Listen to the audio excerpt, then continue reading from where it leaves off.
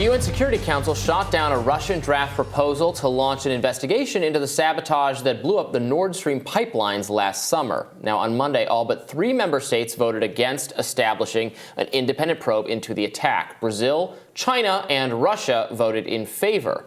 It did not go unnoticed that the majority of the UN body seemed to have turned the cheek on getting to the bottom of what truly happened to Nord Stream.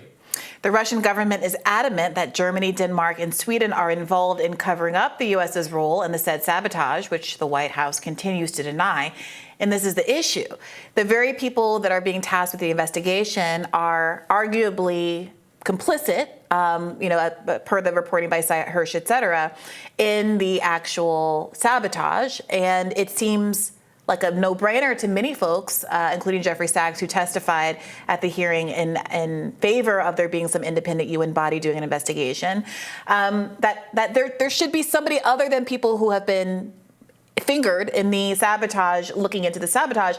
For some reason, the UN, which is exactly that kind of a body that's been ostensibly set up to serve this exact purpose, is turning a blind eye, turning its cheek and saying that Russia and Germany and people who were directly harmed by the sabotage should basically accept that they're never going to potentially get to the bottom of what happened here. I think it goes to show why it's so hard to take the U.S. government at their word that we had nothing to do with this when you have all these very suspicious factors, including the statements by Biden, by Victoria Nuland, and others about before the explosion about how Nord Stream it will be handled, it will not be operational, which sound like they're indicating some kind of U.S. involvement down the line, and then something happens to Nord Stream, and now they don't want an independent investigation.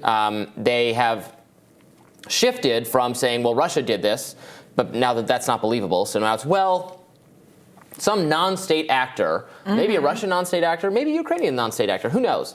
We think they're probably responsible. But no evidence has been put forward really to show that either. There's a lot of legitimate questions. There was good reporting from Cy Hirsch, who we've interviewed on Rising, who responded, I think, quite eloquently to some of the criticisms others have had about his story and, whether the details about, what the radar was showing, where the votes were and all that kind of stuff. So, go watch that interview if you're curious for how he responds. But look, we definitely need an independent investigation. We have to know. It could be, again, maybe it was the Ukrainians on their own. Did they inform the U.S.? Maybe it was the U.S. ordered. Maybe something else, but we deserve to know, and look, there needs to be an investigation. The whole point of the Cy Hirsch reporting, and this is what the mainstream media is getting away with by not reporting on the Cy Hirsch report, not talking about the details of the Cy Hirsch reporting. The whole point is that he describes what it would take. There's unknowns here, right? But there are certain knowns, like how much explosive material would be necessary to actually have the effect on a pipe like this that is fortified to the extent it is in the concrete and materials it's fortified with.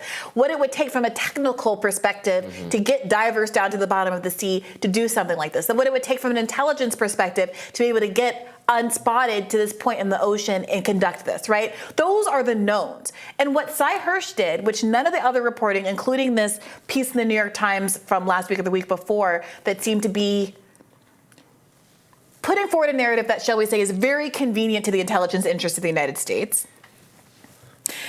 is that Cy Hirsch offers an explanation for how the kind of physical barriers to conducting an attack like this could be overcome, pointing to the fact that there are only so many places in the world where divers are trained with this kind of capacity, and pointing to the fact that there was this training camp in the Caribbean where this happened in the off the coast of the United States, that there are the Danish divers who similarly have the capacity to do this, that there was this boat exercise that was happening in June at that time of year that could provide cover for Western ships being in the area, et cetera, et cetera. And by contrast, the New York Times piece that came out that I talked about in my radar a week or two ago pointed to the idea that there was this boat that they found, which seemed to not potentially have the capacity to carry the weight of explosives that were required to carry out this attack, was discovered that was supposed to have resolve this whole issue. Oh, someone drove out there on this boat.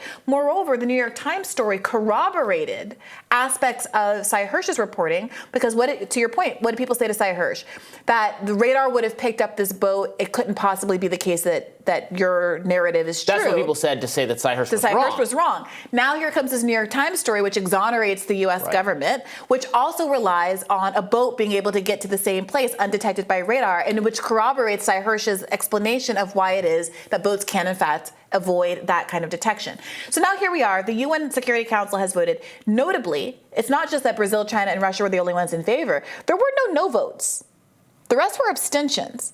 And so, this maybe goes to Trita Parsi's point about how there is this ambivalence in much of the rest of the world about how the U.S. and its allies are handling the situation in Ukraine. And while maybe they aren't at a point where they're willing to come out forcefully against it, the way that Brazil, China, and Russia have done, it doesn't seem the U.S. isn't getting hearty support from the rest of the world as they basically say, no, we don't want an investigation into infrastructure sabotage, that if anyone else did it in any other part of the world, we'd be saying this was a terrorist act and an investigation. Right. Our position, the U.S. government's position, is that we don't know who did it. Right. So aren't we curious? Nope, if we don't want to know. If we genuinely don't know who did it, don't we want to know if Russia is capable of this? Don't we want to know what our ally Zelensky is capable of? Don't we want to know what Russian and Ukrainian separatist, not state-aligned groups are capable of? Isn't that relevant for the kinds of weapons we are going to equip them with, that they're going to end up left with, as we saw in the Middle East when we sent weapons and they ended up eventually in the hands of people we didn't want to have them?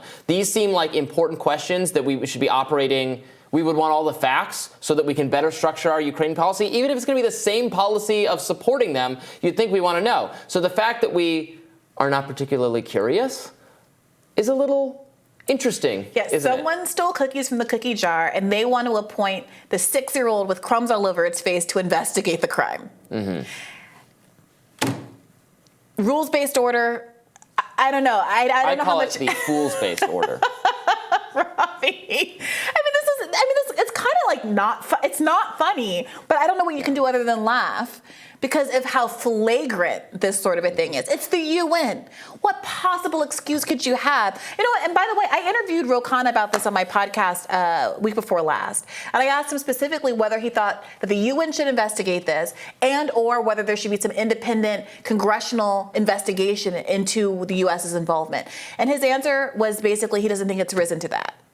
Really? He doesn't think it's necessary. Well, Republican Senator Mike Lee didn't agree. He said he would like to see an investigation. He put out a statement saying that he wants to eliminate the U.S. as a potential suspect, but he's not able to do that based on the statements that, again, Biden made. Very incriminating statements about this happening. That's why I think even people who really don't think the U.S. did it have to be aware of how it looks, given what the State Department said. Right. So there needs to be an investigation. And look, this matters. This matters for Europe. This matters for an ally, for Germany, that was this was going to be an energy source. Yes. We're talking all about the energy crisis in Europe, frustration, protests, etc. People not being able to heat their homes, and that's going to have an impact on European NATO desire to support the war. And of course, they're not doing nearly as much to financially support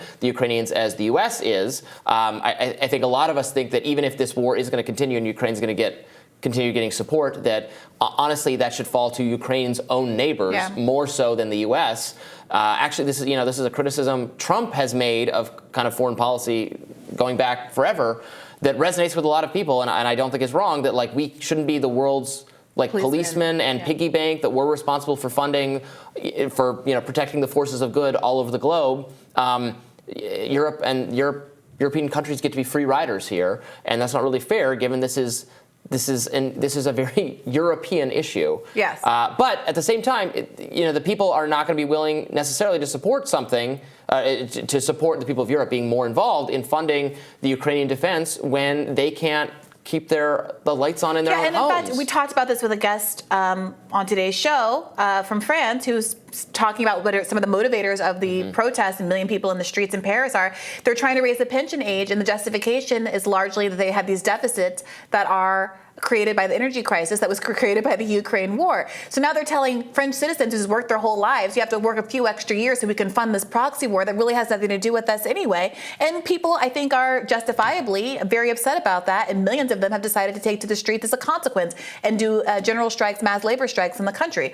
So this is a crisis that has far-reaching implications, and yet no one in the UN Security Council seems to be especially interested in finding out what's going on here, absent Brazil, Russia, China. Odd that. Tomorrow on Rising, we'll be back with another fantastic edition of our show. Be sure to like, share, and subscribe so you never miss any content. And for those of you who like to listen while on the go, we are now available anywhere you listen to podcasts. We'll see you tomorrow. Thanks for watching. Goodbye.